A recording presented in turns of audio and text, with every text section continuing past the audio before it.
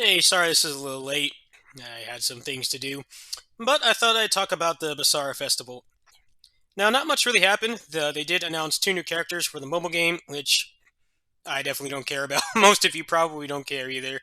What's interesting about that is that before, pretty much almost all BASARA characters were announced in the games, meaning that they had to make a new game to announce new characters, but I guess now that they have the phone game, they're not doing that anymore. Not much was really said. It's mostly just a celebration of the franchise, which is generally what it is. However, I believe they have made announcements there before, so that is why people tend to get their hopes up and then get them crushed. They basically said that in July they're going to be announcing the 15th anniversary project, which could be anything. It could be another anime. It could be, I don't know, a new set of stage plays. It could be more mobile game stuff. But at the same time, it's only about 4.5 months from now. And I think if it was anything major involving the mobile game, then they probably would have announced it there. I'm not really sure what to expect.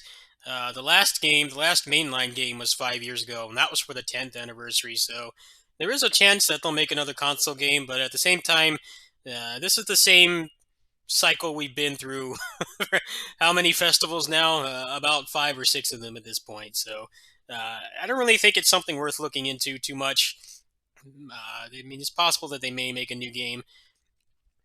I think one of the things that's holding them back is obviously the sales have been bad. I remember they said that they wanted to put out a game annually back when Yuki Muradin came out, and then that game tanked for a number of reasons. I mean, one of the reasons was the Koei game that came out was, say what you want about Koei game gameplay. I definitely prefer Basara over most Koei Muso games, but that game has way more content. It's basically kind of like set up like a JRPG in some ways, where you have like development. There's more story. There's more non-combat things to do.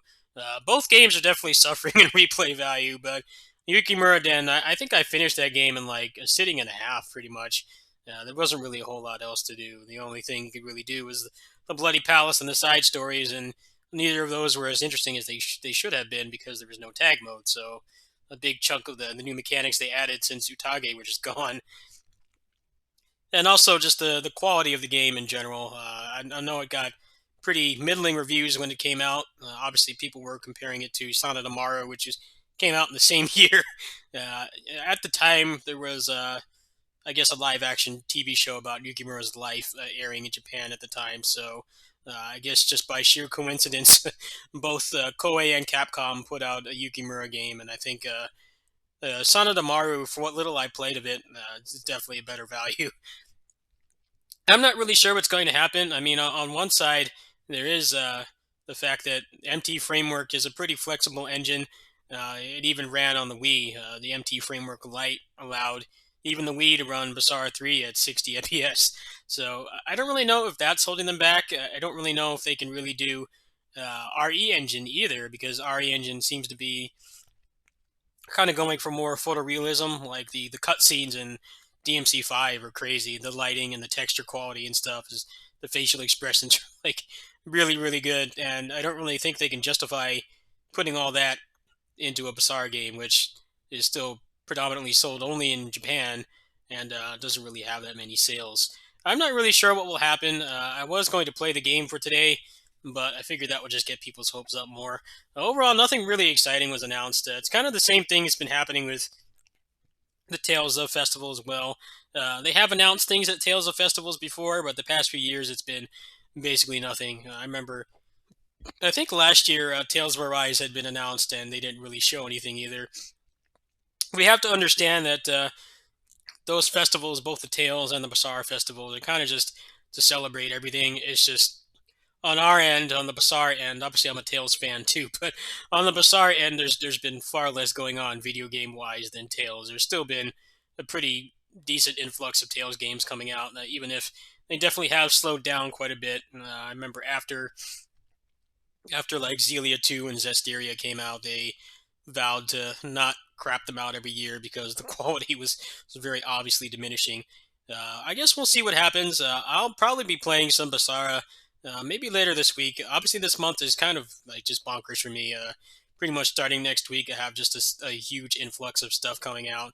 I would like to play some Basara on the channel again. I think people will like to see it, but I didn't really want to do something leading up to it like I did last year because that just pissed everyone off, including myself. I was hoping that they would announce something. I mean, the 15th anniversary, there is a chance that they'll do something. I would partially be happy with the port. I do think the Switch could run uh, the Basara for Sumeragi game probably at a pretty decent frame rate. It's kind of weird how they have not done that because it's like a kind of a low effort way to kind of draw more people into the brand, especially if they didn't bother to dub it like they did with 3 and they just subtitled it. I think they would probably get some good money for that. And what makes it weirder that they have not ported that game to even just the Switch, let alone other platforms, is that Capcom has barely done anything on the Switch at all. They have very few actual native games on there. Almost all of them are ports. You can argue that the Mega Man X collection is technically a new game because it does have new content and it's a brand new emulation and things like that. But almost everything else they have on there, their whole library is just ports. So it's kind of odd that they have not really capitalized on that situation. I wouldn't be surprised if that was what was going to happen. Like that's what they announced in July because that would be the most low effort thing. I think the suits of the company are just kind of scared towards investing more into it because it just hasn't been selling that well. I don't know how well Sumeragi did. I think 4 and Sumeragi did pretty decent, but then they got pretty eye opened when they realized that Yukimura Den just sold like crap. And I do think that game does kind of deserve to sell like crap. It's not so much that it didn't have that much just material content, is that they stripped mechanics out of it, and that killed a lot of the replay value for me. The only reason I even still have it installed on my PS4 is because it is fun to play the Bloody Palace sometimes, but every time I play it, I feel like I'm missing like half of the fun because you can't tag. Anyway, that's basically it. I just thought I'd let people know what's going on. The rest of this month's going to be pretty crazy for me. Starting on the 14th, I have not received my Warriors Orochi 4 Ultimate Key. I'm not really sure what's going on with that. I did just get paid yesterday, and it was one of my most successful months that I got paid for. This was back in December, so I'll buy it regardless. I think you guys will have to understand. I already covered pretty much everything in the game. The next update is going to be on the 20th, so I'll probably cover that on the Switch version. In the event that I do pay for the Ultimate DLC myself, what will most likely happen is I'll probably have to just grind out the file again. I'll definitely use Cheat Engine to just give myself currencies and things like that and get done with it faster. And then at that point, that is what I'll be playing that game on. I pretty much will only be playing it on the PC version, but it will take a while to get to that point. I think people really like watching Orochi 4 Ultimate, but the frame rate on the Switch version is honestly pretty terrible. So hopefully I'll have an answer for you guys soon, but there's a lot of other things exciting happening as well. I'll try to get some Basara in this week too. Thanks for watching.